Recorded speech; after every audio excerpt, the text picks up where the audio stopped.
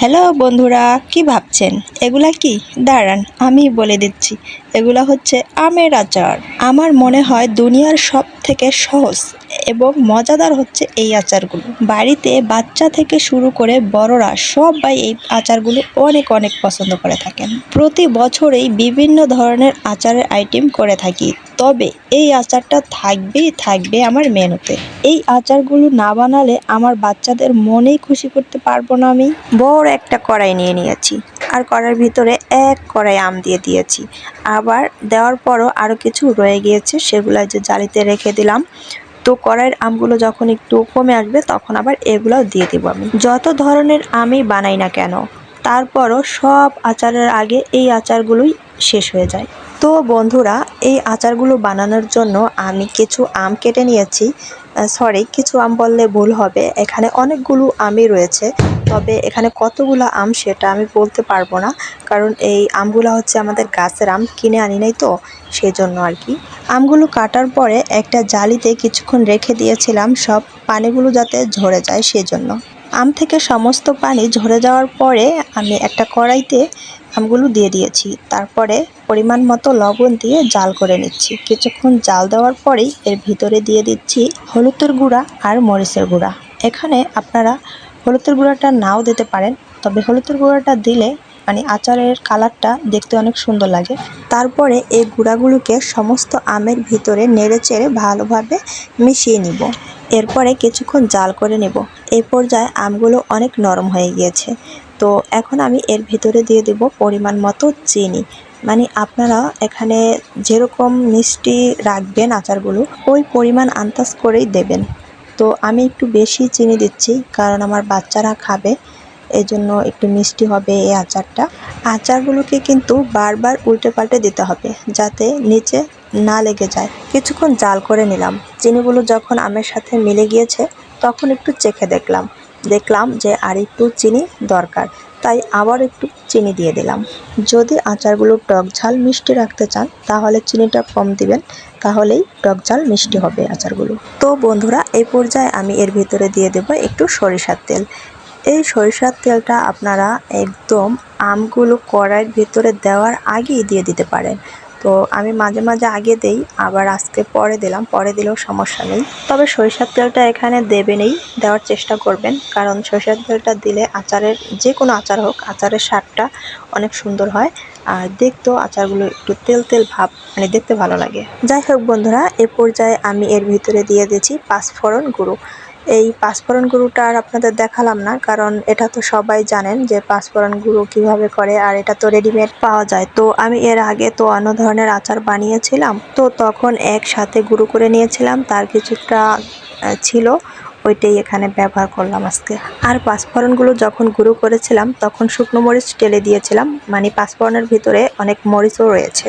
তো বন্ধুরা, আজকের আচারের টেস্টটা হবে হালকা ঝাল ঝাল আর মিষ্টি আর একটু একটু টকটক। খেতে যে কি টেস্ট হয়েছিল কি বলবো, এক্ষুনি খাওয়া যায়।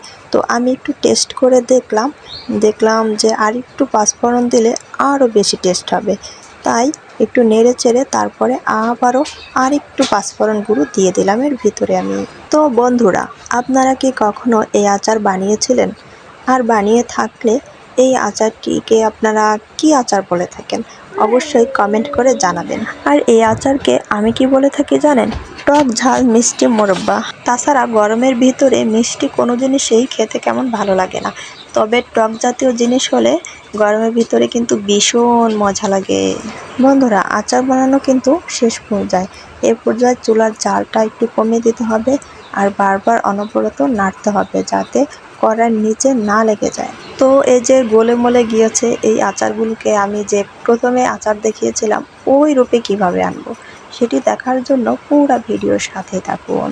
আর আমার ভিডিওটি যদি কোনো অংশে একটু হলেও ভালো লেগে যায় তাহলে অবশ্যই ভিডিওতে একটি লাইক এবং একটি কমেন্ট রেখে যাবেন। বন্ধুরা, আচার বানানো হয়ে গেছে। যখন এই আচারগুলো জুড়িয়ে যাবে তখন একটি পাত্রে, মানে যে পাত্রে আর কি আমি আচারগুলোকে রৌদে দেব, সেই পাত্রে একটু তেল ব্রাশ করে নেব। তারপরে এই প্রত্যেকটা আটির সাথে আচারগুলো এইভাবে লাগিয়ে লাগিয়ে তারপরে এই পাত্রে এভাবে রোদ দেব। আমগুলো যখন কেটেছিলাম তখন একটি আমকে আমি 4 ভাগ করে নিয়েছিলাম। তবে আমের সাইজ যদি বড় হয় তাহলে একটি আমকে 6 ভাগও করতে পারেন। যদি আমের আচারটা একটু বড় আকারে রাখতে চান তাহলে 4 ভাগ করবেন, আর যদি ছোট আকারে রাখতে চান তাহলে আপনাদের পছন্দ মতনই আপনারা আমের সাইজটা করে নেবেন। এখন আমি এগুলোকে রোদে দিয়ে দিব শুকানোর জন্য। এই আচারগুলো শুকাতে একটু দেরি লাগে।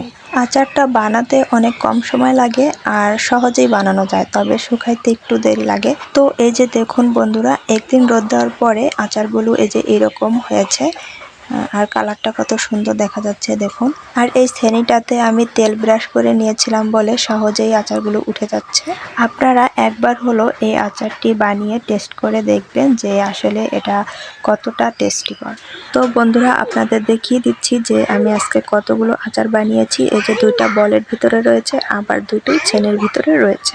আচারগুলোকে দ্বিতীয় দিন রোদ দেওয়ার পরে এভাবে একটা একটা করে উল্টিয়ে দিয়েছিলাম। এই যে দেখুন এখনো নরম রয়েছে, আরও রোদ দিতে হবে। এই আচারগুলো মোটামুটি 2-3 দিন রোদ দিলেই সম্পূর্ণ শুকিয়ে যায়। আর এই আচারগুলো ভালোভাবে শুকিয়ে রাখলে আগামী বছর পর্যন্ত একদম ভালো থাকবে, কোনো রকম ফ্রিজেও রাখতে হবে না আচারগুলোকে। যদি আচারগুলোকে একদম বছর জুড়ে সংরক্ষণ করে রাখতে চান তাহলে অন্তত 6 মাস পরে আচারগুলোকে আরেকবার বের করে রোদে দেবেন, তাহলে একদম ভালো থাকবে। আর তাছাড়া কিন্তু আমি এই আচার সংরক্ষণের জন্য কোনো রকম আচার সংরক্ষণের পানিও ব্যবহার করি নাই। তারপরও এই আচারগুলো বছর জুড়ে ভালো থাকবে, কোনো রকম ছত্রাকও ধরবে না এই আচারগুলোতে, কারণ এগুলো তো একদম শুকনা থাকে। আর তাছাড়া একটি কথা, বাচ্চারা এগুলা অনায়াসে খেতে পারে, কারণ এগুলা বাচ্চারা খাওয়ার সময় কোনো রকম মুখও জড়ায় না কিন্তু, আর অনেক মজা করে খেতে পারে। যাই হোক বন্ধুরা, এতক্ষণ আমার ভিডিওটির সাথে থাকার জন্য আপনাকে অনেক অনেক ধন্যবাদ। আল্লাহ হাফেজ সবাইকে।